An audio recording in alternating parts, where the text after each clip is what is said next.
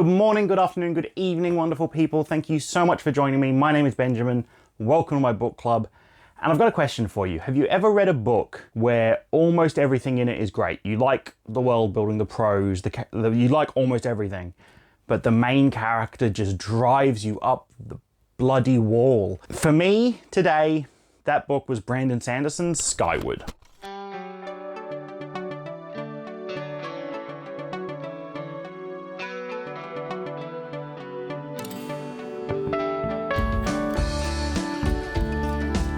Skyward is Brandon Sanderson's go at a science fiction novel. Brandon Sanderson is obviously most well known for his fantasy work. He is probably one of, if not the most popular fantasy writer of our age currently. I have only read the Mistborn series, which I absolutely adored. I thought they were just fantastic. And so when my TBR jar selected Skyward as my next read, I was pretty excited. I didn't know anything about this book going in except that it was Brandon Sanderson's science fiction novel. It wasn't until I was a few pages in and I was kind of getting to grips with our main character that I realized that, oh, this is a young adult novel, isn't it? And looking it up, absolutely it was. There are some pretty heavy feelings of that genre here. In this story, we are dealing with the remnants of humanity after some galactic disaster has forced them to crash land on this planet known as Detritus. Detritus is surrounded by these rings of space debris, of old ancient shipyards, of old ancient defense satellites and whatnot. So dense and so heavy that you can't see the sky from the surface of the planet. Mankind is forced to live underground in separate small groups because if any large number of humans come together, a mysterious alien force known as the ℙ𝕚𝕚 sent fighter craft and bombers to kill the humans with devastating weaponry. Mankind has begun to build back up after 80 years being stuck on this planet, has begun to fight back, has begun to create and craft their own space fighters to be able to defend against the ℙ𝕚𝕚 attacks.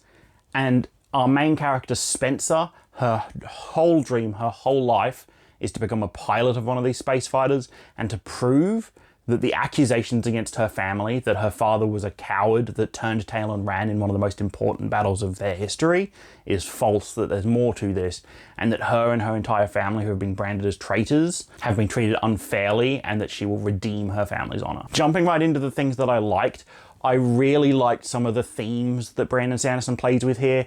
We play with themes of like class struggles, we play with equality, we play with themes of nepotism and of privilege. We see the children of the rich and powerful be able to skip the queue, be able to skip the exam, go straight into pilot school. We hear about how the rich and powerful families live in the deep caverns, the ones that will be safe even if direct bomb hits happen. These are the caverns that are the safest, where the wealthiest and most powerful members of the world get to reside in relative safety.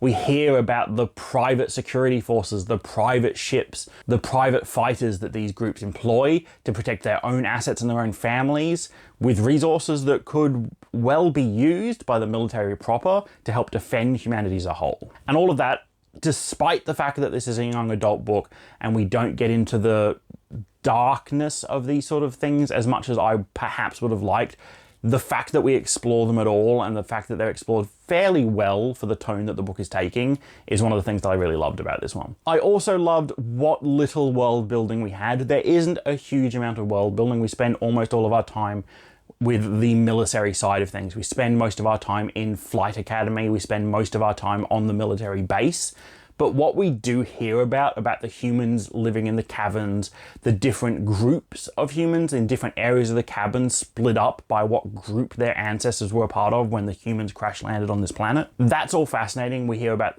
some strange religious sects that are in one spot, some nomads that might exist out in the wastelands, the engineering groups, the groups that are more keen to be part of like the military, the groups that are more keen to be part of the ground forces.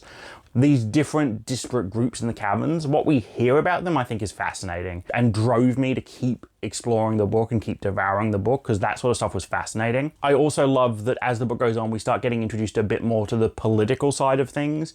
When we take a step back from the military and we learn a bit more about the sort of semi-civilian political groups that are at play with their different motivations and their different power structures, That's really interesting, and I would love to hear more about that as well. Another thing I really liked was just the plot and the story, the overall story. For the most part, I found really enjoyable. I found the tension of when the Krell are going to attack and how they're going to defend against it to be really well done. I found the moment-to-moment action with the ships to be reasonably enjoyable, to be pretty good. I had some struggles trying to figure out how some of these maneuvers worked in atmosphere. It feels to me like, despite the sort of magic system of the eclivity rings, some of these turns they make should just be ripping the wings off their ship because they're just turning flat into the direction of travel or spinning around. They're doing a lot of maneuvers that make sense in, space dogfighting, but they're doing it in atmosphere. And I think it's just meant to be explained away by the acclivity rings. This is sort of Brandon Sanderson's semi-magic system here. There are these rings that fall down as part of debris falls from the surrounding detritus that surrounds the planet. And they are basically zero gravity machines. They let you control your gravity and you can angle them in different ways to make your ship move in different ways. And I think it's supposed to just kind of hand wave a lot of this stuff that doesn't quite make sense in my mind in atmosphere. So that's fine. For the most part, the actual moment-to-moment dogfighting I think is really enjoyable. It's written really well.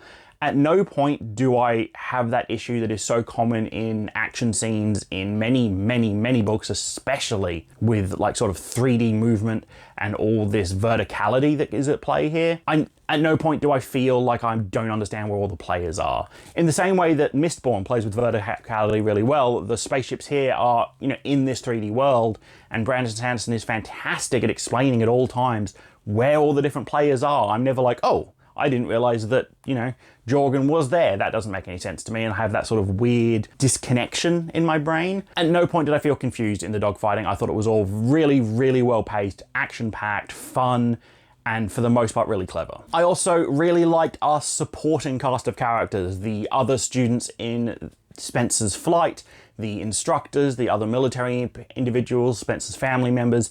All of them I thought fit really, really well into this world and made a lot of sense, and I thought felt really well fleshed out and genuine. It's when we get to the main characters where I need to move into the next section of the video where I talk about the things that didn't work for me. So yes, Spencer as a character pissed me off. I did not like Spencer. They felt like a reasonably generic young adult character. They're better than everyone else at whatever it is they want to do. They are mistreated, but actually super strong. They are spunky and quirky. They always have a quip or a comeback. They are naive to a fault. It just annoyed me almost from the start, and I kept waiting for some big character development. And Spencer's character does develop. I'm not going to say it doesn't, but I was expecting a big earth-shattering, come to God moment where they realize that their worldview is just so wrong and won't work, and it just doesn't seem to happen.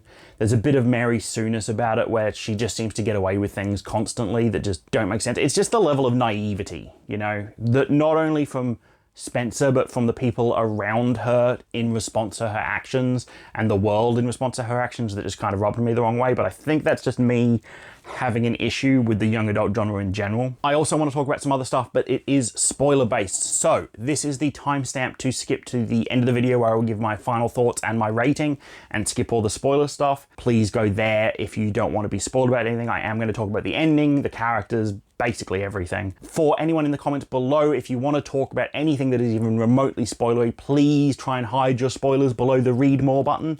Put a couple lines of text in just talking about non-spoilery stuff, or even just say spoiler warning a few times in a few lines, so then the spoilers end up below that button. And finally, please, if you are going to do spoilers, please only do spoilers for this book. Do not spoil anything from the remaining series.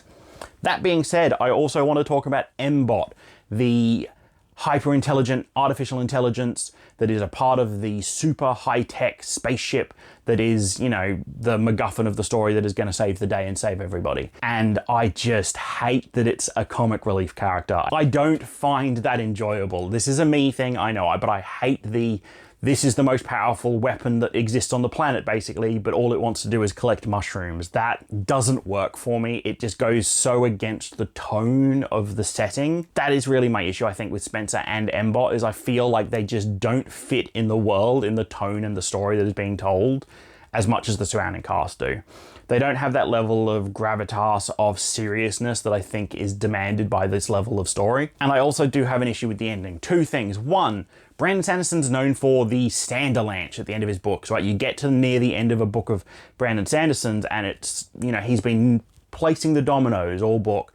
And the last 100 or so pages are just these can't put it down, fast-paced races to the end as just each domino gets knocked over and the effects get spread and spirals out of control. And it happened in all three Mistborn books, and it was just fascinating and invigorating and some of the best reading of my life. Skyward kind of just meanders towards an ending. I feel like we kind of get a bit of a big nothing burger at the end, in my opinion. And here's where I'm going to talk about the ending in very big spoiler ways, so if you ignore my warning before, here is another one. I was expecting there to be this big reveal at the end of this book, sort of like a Ender's Game level reveal. You know, like we kept having characters mention how things don't quite make sense. It doesn't quite make sense that the 𝕬𝕠𝕠𝕜 fighters fight like this. Why aren't they supporting each other? It almost feels like they're each acting individually, like a drone or something. We have ℕ𝕚𝕚 hinting that maybe the 𝕬𝕠𝕠𝕜 are AI because of the way they act. We have people asking, why do the ℎ𝕬𝕠𝕠𝕜 only attack in 100 ships? If they sent double that number, they'd wipe us out. Why does it feel like all they're doing is keeping us busy? All these things and characters point out, it just doesn't make sense. It feels like the ℎ𝕬𝕠𝕠𝕜 are trying to keep us here instead of wiping us out. So, for the most of the story, we are presented at face value with humans stuck on a planet. ℎ𝕬𝕠𝕠𝕜 that might be unmanned drones are attacking, but not in numbers to destroy, in numbers to contain. And isn't that interesting? And our big reveal at the end is these humans are stuck on the planet, the ℎ𝕬𝕠𝕠𝕜 are attacking in numbers to contain and not destroy, and they're using mostly unmanned drones. And nothing? Like, we find out that the humans were on the losing side of a war and are now basically in prison. Okay, that's what we knew before. We didn't know the reason we were here, but, you know, the whole book has been hinting towards the fact that we're just being kept here instead of being wiped out. I just felt like there was a big reveal being built up and then just absolutely nothing got revealed. And that really, really rubbed me the wrong way. Especially because this is a reasonably long book. I thought the length was worth it because we were setting up for that 𝕤𝕬𝕟𝕠𝕠𝕜 where we would reveal the humans were in a simulation, the humans are training, the humans are being used as training dummies for war. You know, something that make more sense out of the fact that at one point in the book, we find out that Spencer's father dove up into the space, found out something, came back all angry and started killing his squad mates, right? I thought we were going to find out that he went up there, figured something out and realized that the humans have been doing this and he's so angry that his family's been subjected to this that now he's going to try and kill the humans. But no, we just kind of find out that the aliens can mind control some people, that the big hyperdrive system can only be used by certain people with a certain mutation, and that mutation also allows the aliens to sort of semi-mind control you by showing you things that you aren't actually there. And that was just really disappointing to me, but maybe that's just me. Okay, overall thoughts. Welcome back if you've skipped the spoiler section.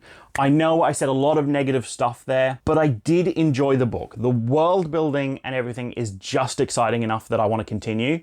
And so I did actually go pick up book 2 because I am interested in continuing it. Book 2 is now added to the TBR jar, so if it comes up, I'll read that. Otherwise, I might read it next. Overall, my rating for Skyward by Brandon Sanderson, I think, is a 6 out of 10. I know that's a bit low. I know this is a very popular book. It just didn't work for me as well as I thought it would. I just had issues with the character, the ending, the reveals. But everything else I really enjoyed, and I'm really hoping that moving forward, I see more of that world building outside of the DDF, see more of that like civilian infrastructure, civilian politically stuff. I hope to see a bit more of the wider galaxy. I hope to see a lot more character development for Spencer and ℕ𝕚𝕚 and all of that. So, yes, 6 out of 10. I feel comfortable with that rating. A reminder, all the ratings on this channel and again on every rating video on Booktube is purely subjective. If you think this book was better than I did, fantastic. I love that for you. I love that you enjoyed this book more than I did.